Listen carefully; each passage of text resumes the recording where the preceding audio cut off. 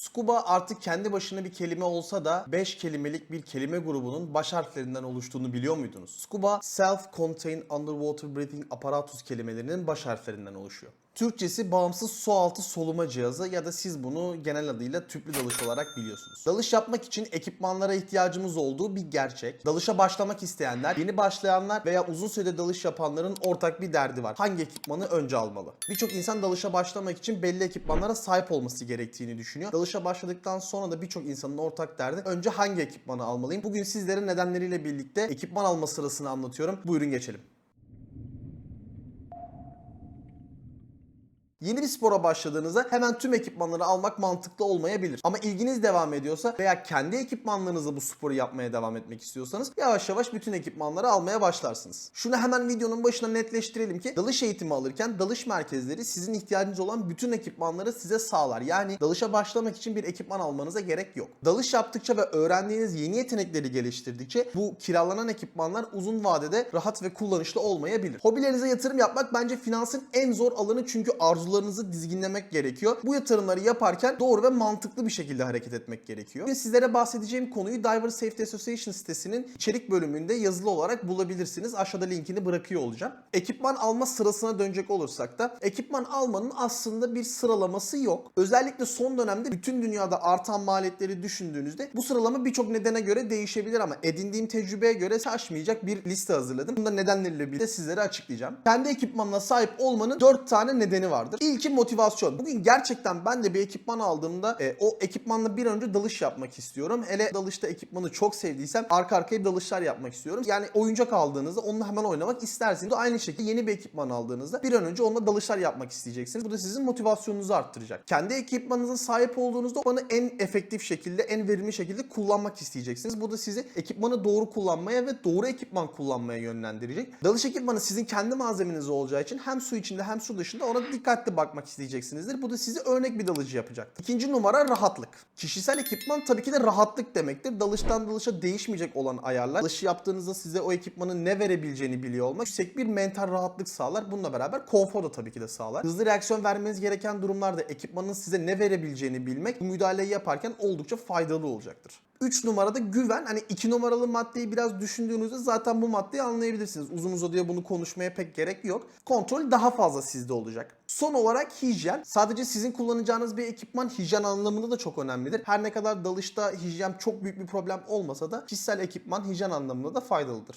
Gelelim merak edilen konuya, ekipman alma sırası nasıl olmalıdır? Bu sıralamayı dalışa başladınız, adım adım ilerlediniz ve her adımda dalışı daha fazla sevdiğinizi düşünerek hazırladım. Eğer siz dalışa başladıktan sonra zart diye bayıldıysanız o zaman nasıl bir ekipman alma sırası olacağını kısa bir şekilde videonun sonunda bahsedeceğim. İlk alınacak ekipman maske derim. Malumunuz su altında görüş sağlayabilmek için bir hava ortamı olması şart. Maske görüş sağlamak için suyun altında gözümüzün önünde bir hava ortamı sağlayan ve burnumuzu kaplayan bizim ABC ekipmanı dediğimiz ekipmanların birincisidir. İyi bir maske ve kötü bir maskeyle dalmak arasında çok önemli farklar vardır. Su altında olumsuz bir durum oluştuğunda olayı iyi anlayabilmek ve müdahale edebilmek için görüşünüzün iyi olması gerekir. Ek olarak su altında turist olarak gezindiğimizden dolayı etrafı daha rahat görebilmek hem de dalış konforunu ve olumsuz durumlarda daha net karar alabilmek için sağlıklı bir görüş önemli. Geçen yıllar içerisinde daha yumuşak malzemelerden maske üretiliyor olması veya üretilen maskelerin artık daha yumuşak bir şekilde üretilebilir olması hem de daha ulaşılabilir olmasından dolayı maske bulmak artık daha kolay. Maske seçerken en önemli kural yüzünüze tam oturması. Yani rengi veya tarzından ziyade yüzünüze iyi oturması ve rahat bir görüş sağlaması ana tercih sebebiniz olması gerekiyor. Bu videoda sizlere herhangi bir marka model önerisinde bulunmayacağım. Fakat tüm ekipmanlar için geçerli olan bir kural var. Onu da burada hatırlatmak istiyorum. Her ne kadar fazla ekipman denerseniz o kadar isabetli karar verirsiniz. İyi bir dalış mağazasına gidin. Bulabildiğiniz oradaki bütün maskeleri deneyin. Hem tecrübenizi arttırmış olursunuz hem de bilginiz artar. Yani insanlar size ekipman sorununa cevap verebiliyor olacaksınız. Hatta en güzelini söyleyecek olursam bu bütün seviyeleri ve bütün ekipman önerileri için geçerli. Teknede arkadaşlarınızla veya dalış merkezinin sahip olduğu o ekipmanları, maskeleri deneye deneye en rahatını bulmak dünyanın değişmeyen en iyi ekipman bulma yöntemidir. Maskeyle beraber önereceğim bir diğer ekipman tabii ki de şnorkel olacak. Tabii ki de diyorum çünkü dalıcılar bu ABC ekipmanının ikincisinin şnorkel olduğunu iyi biliyorlar. Profesyonel dalıcıların fotoğraflarına bakarsanız şnorkelleri olduğunu fark etmişsinizdir. Tabii öyle teknik dalıcılardan veya mağaralara giren dalıcılardan bahsetmiyorum. Ama eğitmen tarzındaki profesyonel dalgıçlara baktığınızda şnorkeli fark edersiniz. Su üstündeyken özellikle dalgalı sularda nefes almayı kolaylaştırır kolaylaştırdığı için ve bu durumlarda regülatörü kullanarak tüpteki havayı boş yere kullanmanıza gerek olmayacağı için şnorkel çok yardımcı bir araçtır. Ayrıca su üstü kurtarma müdahalelerinde de oldukça kritik bir rolü var, onu da söyleyeyim. Şnorkeli de sayarsak 3. alınması gereken ekipman palet. Palet de zaten ABC ekipmanlarının 3.'südür. Eğer bilmiyorsanız 2 tip palet vardır. Açık ve kapalı paletler. Daha profesyonel performanslar ortaya koymak isterseniz ihtiyacınız olan palet açık palet olacaktır. Hatta tüplü dalış için kesinlikle açık palet öneririm. Açık palet tercih ettiğinizde patik ihtiyacınız da olacağı için paletle birlikte patik almanız gerekiyor aslında. Bunu da sıraya eklemiş oluyoruz. Su altında sokmalara, çarpılmalara, ne bileyim kesiklerden falan koruyacaktır. Ayrıca ısı yalıtımını da arttıracağı için akıllıca bir seçim olacaktır. Türkiye'deki sular gibi sularda dalış yapıyorsanız bilekli 5 mm kalınlığında patikler iyi bakıldığı takdirde çok uzun süreler ihtiyacınızı giderir. Sıcak sulardaysanız 3 mm veya çorap tarzında ürünleri kullanabilirsiniz ama çoraplar açık paletlerde ayağınızın acımasına sebep olabilir. Çünkü patik daha sert olduğu için paletin kayışlarının çıplak ayağa yapacağı hafif tahrişi de önlüyor patikler. Bir sonraki ekipman dalış bilgisayarı. Gelişen teknolojiyle ulaşılabilir ve daha uygun fiyata çok fazla dalış bilgisayarı mevcut. Dalış saatleri güvenlik ve kayıt için dalış dünyasının en önemli parçasıdır. Bir nevi dalışın akıllı saatleri. Belki attığımız adımı, vurduğumuz paleti göstermiyor ama bizim için oldukça kritik. İhtiyacınız olan birçok şeyi sizlere sağlıyor. Günlük kullanım için de adapte edilmiş iyi tasarımlara sahip. Dalış saatleri veya daha büyük ekranlara sahip, daha çok dalış yapılırken kullanılmaya uygun büyük dalış bilgisayarları arasında kendinize en uygun olanı seçmek önemli. Burada dalış bilgisayarı ve dalış saati arasındaki ayrımdan da ufak bir bahsetmiş olduk. Zaman ilerledikçe ekranlar daha anlaşılır ve özellikleri daha kolay kullanılır oldu. Ancak bilgisayarın çok fazla özelliği ve modu bulunuyor. O yüzden dalış bilgisayarını aldıktan sonra mutlaka kullanma kılavuzunu okumanız gerekiyor. Bizim millette de kullanma kılavuzu okumak böyle birazcık zekanın eksikliğine falan yoruluyor ama kullanma kılavuzunu okumak çok önemli gerçekten. Hele ki dalış gibi bir spor yapıyorsanız o dalış bilgisayarının veya dalış saatinin nasıl kullanıldığını, size ne durumda ne vereceğini öğrenmek çok önemli. Dalış bilgisayarı sizin dalışlarınızı daha güvenli ve imkan dahilinde daha uzun yapmanıza yardımcı olur. Ancak dalış bilgisayarı sizi dalışın risklerinden korumaz. Bu sadece iyi eğitim ve doğru dalış uygulamaları ile mümkündür. Körü körüne bu aletlere güvenip dalış yaparsanız ehliyete güvenerek kaza yapmayacağını düşünerek basa basa yolda gitmek gibi bir şey yani. Giriş seviye dalış bilgisayarları bile en donanımlı bilgisayarlar gibi ihtiyacınız olan dalış derinliği, süre, bekleme süresi gibi temel bilgileri verdiği için yeterli olacaktır. Ekranı okunaklı oluyor. Nispeten sade oluyor bu giriş seviye dalış bilgisayarları. Bu da her seviye dalıcıya göre bilgisayar var anlamına geliyor.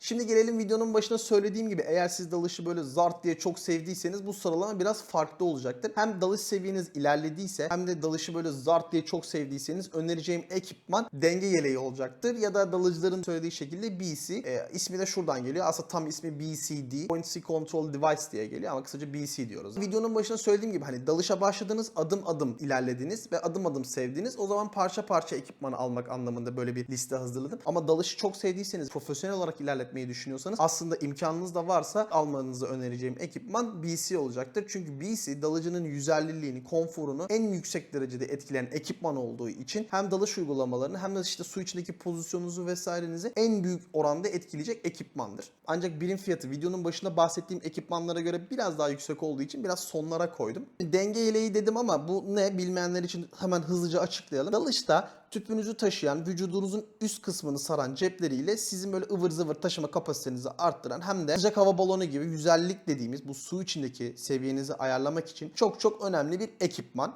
Eğer bu ekipmanları dalışı adım adım severek geldi hikayesindeki gibi aldıysan ya da direkt BC ile başlayıp işte palet maske şeklinde devam ettiysen sana önereceğim bir sonraki hamle bol bol dalış yapmak. Hem ekipmanlarına dalış yaparak ekipmanlarla uyumunu arttıracaksın hem de dalış yaparak doğru dalış becerilerindeki yeteneklerini arttıracaksın. Tabii ki BC önerdikten sonra muhtemelen regülatör önerisi gelecektir ama ben regülatör önerisi için biraz beklemeyi tercih ederim. Çünkü dalış çok dallı bir yapıya sahip. Yani birileri soğuk su dalışını sever, biri buzaltı dalışını sever, biri tropikal, biri kirli sular, biri işte mağara, ne bileyim öyle bir sürü şey var. Dalıcı olarak biraz dalış yaptıktan sonra dalışın hangi yönünü sevdiğinizi, hangi yönüne ilerleyeceğinizi keşfettikten sonra regülatör alırsanız muhtemelen ömür boyunca çok rahat edeceksiniz. Çünkü regülatörlerin soğuk su performansları, işte kirli su performansları, pistonlu mu, diyaframlı mı vesaire gibi böyle farkları var. Kendinizi biraz tanıdıktan sonra regülatör tercih ederseniz hem çok ekonomik olacak çünkü doğru tercih yapacaksın, net bir tercih yapacaksın ve uzun süre o ekipmanı kullanacağın için regülatörü muhtemelen sona bırakmak çok sağlıklı olacaktır. Ben şimdi size bir sürü ekipman önerdim ama bu dünyanın neresinde yaşadığınız, neresi dalış yapacağınızla alakalı değişiklik gösterecektir. Bol bol dalış yapın dedim ya. Dalış yaparak dalışı ne yönüyle sevdiğinizi de keşfedeceksiniz. Bu şekilde dalıştaki hedeflerinin farkına varacaksın. Profesyonel seviye mi ilerlemek istiyorsun? Böyle yazlıkçı gibi senede 1-2 kere iyi mi? Yoksa senede birkaç kere mi gideceksin? Ne kadar yatırım yapmak gerekiyor? Bunları oturtmak için dalış yapmak gerekiyor tabii ki de. Dalış yapabilmek için ekipmana ihtiyacımız olduğu kesin. Yani bu ekipmanları nasıl kullanacağımız bilmek seninle yani aslında alacağın eğitimle alakalı. O yüzden söylemek istiyorum ki iyi eğitim, doğru ekipman, doğru tecrübe bir dalıcının altınıdır, en büyük hazinesidir, yakıtıdır. Efendim bu gibi dalışa dair bilgiler ve daha fazlası için kanalıma abone olmayı bir düşünmeni rica ederim senden. Bildirimleri açarsan videoları yüklediğimde bildirim alabileceksin. İzlediğiniz için teşekkür ederim. Diğer videolara göz atmayı unutmayın derim. Görüşmek üzere.